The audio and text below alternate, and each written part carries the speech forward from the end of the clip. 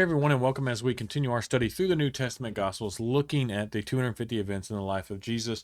And today we are continuing this the series, and basically that remains in John here, where Jesus is teaching them before his and kind of educating them as much as he can right before his arrest and crucifixion. And this comes from John 16 verses 16 through 33. And this one is titled Jesus Teaches About Using His Name in Prayer, because he talks about that. In some others, it is referred to as sadness will be turned into joy, and it kind of covers both topics. So however you want to look at this, again, this is John 16 verses 16 through 33. I'm not going to read all these because it's very lengthy, so please take the time to stop, pause this if you have to, go and read that, and then come back and we'll go over the notes for this. But just to summarize real quick what we're looking at, he said, he kind of says to him, in a little while you won't see me anymore, but in a little while after that you'll see me again, talking about he's going to die, he's going to return. And he says, then he says some are going to be sad while others are sad, or others rejoice. You're going to be sad, and then you're going to rejoice. So he's like, it's going to be an emotional world, and he just goes into this long dialogue about their grief, and then asking, and then speaking, and asking for things in his name, and for prayer, and stuff like that. And so he kind of just goes into this long dialogue of these different two different subjects. And then he finally tells them in verse 28, he says, yes, I came from the Father into the world, and now I will leave the world and return to the Father. And then the disciples finally, like, at last, you're speaking plainly and not figuratively. He's like, you're speaking to us the way, straight. And he says, now we understand, you know everything, and there's no need to question you. From this, we believe that you came from God. And then Jesus said, do you finally believe? He questioned them, He says, but the time is coming, indeed is here now, when you will be scattered. He's talking about after his arrest, they're going to scatter, each one going his own way, leaving me alone. Yet I am not alone, because the Father's with me. He says that. And then he finishes this chapter, verse 33. I have told you all this so that you may have peace in me. Here on earth you will have many trials and sorrows. Again, he's giving them straight up what's going to happen to them. But take heart, because I have overcome the world. And so what we see here, Jesus was referring to his death, right? It's now a few hours away. When we look at this, it is only a few hours away. And then his resurrection 3 days later. It's showing what a contrast between the disciples and the world, right? The world will rejoice at the crucifixion while the disciples wept, right? But his disciples would then soon see Jesus again and then rejoice. So it's going to be an emotional roller coaster over the next couple of days. But this one of these things that shows us is that the world's values are often opposite of the God's values, right? They can cause, and this can cause us as Christians to feel like misfits, right? We just don't feel, and I get that. I've been there. You just feel weird sometimes, and and it can be difficult. But even if life is difficult now, one day we will rejoice. So we will rejoice. So we need to keep our eye on the future and on God's promises, and understand that it's a lot more. What lies ahead is a lot more important than the here and now sometimes, and sometimes we just got to get through it.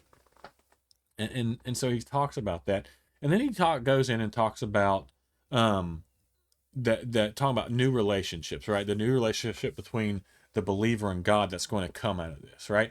Because before the believer could only go to God through the high priest. That's how the sins were forgiven and all that. The high priest went in and did the sacrifice and did all that. And so after Jesus' resurrection, any believer can approach God directly.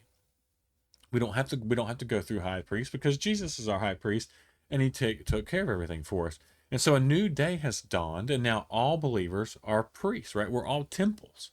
We look. We're gonna. Well, I don't know if we'll look at that here, but one of these days we probably will.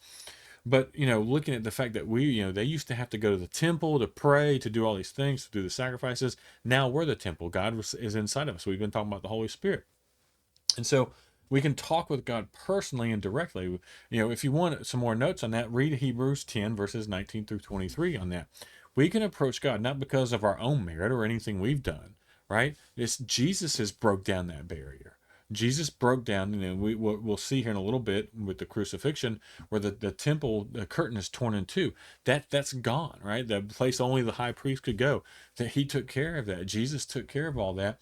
And so now we can go to God directly, and he made us acceptable to God. We didn't do anything. He took care of everything, and now he made us acceptable to God.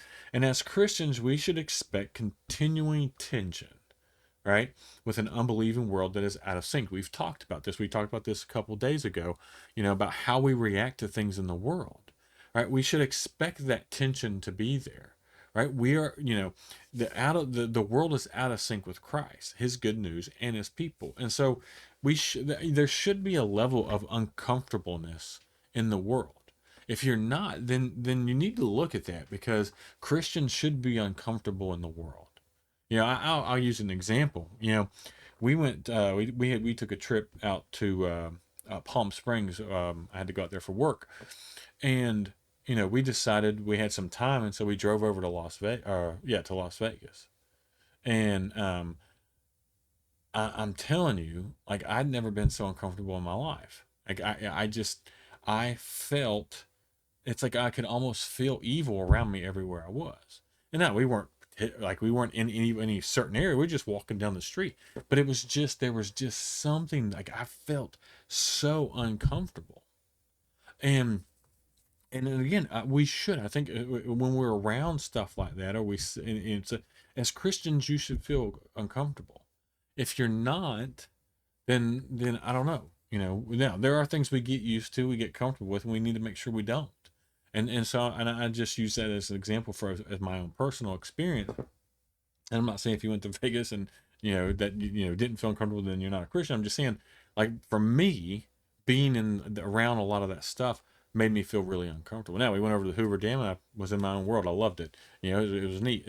And so, but it's just, we are going to be at tension. There's going to be a continuing tension between us and the world, and there should be. Now, it shouldn't be us creating that. Not, let me put it that way. It shouldn't be us creating that in the form of, like, hatred and other things, right? Or being mean and hateful. Now, if we're teaching people about Christ, or if we're talking to people about Christ, then yeah, there could be an uncomfortable tension there. But make sure you're doing it in a loving way. And again, like we talked about a couple of videos ago, with how we responded to the Olympics and how we respond to the things that the world does, we need to make sure we're doing it in a Christ-like manner. At the same time, we can expect our relationship with Christ to produce peace and comfort, because we are in sync with him. And so that should be a comfortable thing. We should be comfortable. Like, there should be a level of comfort when we're with God, right? When we're with Jesus, and when we're with his people. And there should be a level of uncomfortableness when we're out in the world and dealing with the world. It's just how that should be. And that's not bad. It's just we need to make sure we expect that. And so again, there's a lot in here, and I didn't hit it all.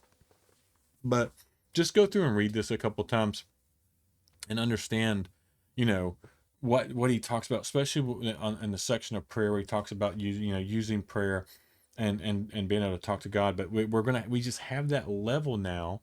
We're at that level now where we don't have to go through a high priest. Jesus is our high priest, and we can talk directly to God and go directly to him. And it's because Jesus is doing all these things. Jesus took care of all this for us. So now we have this accessibility to him, and to be able to talk to him.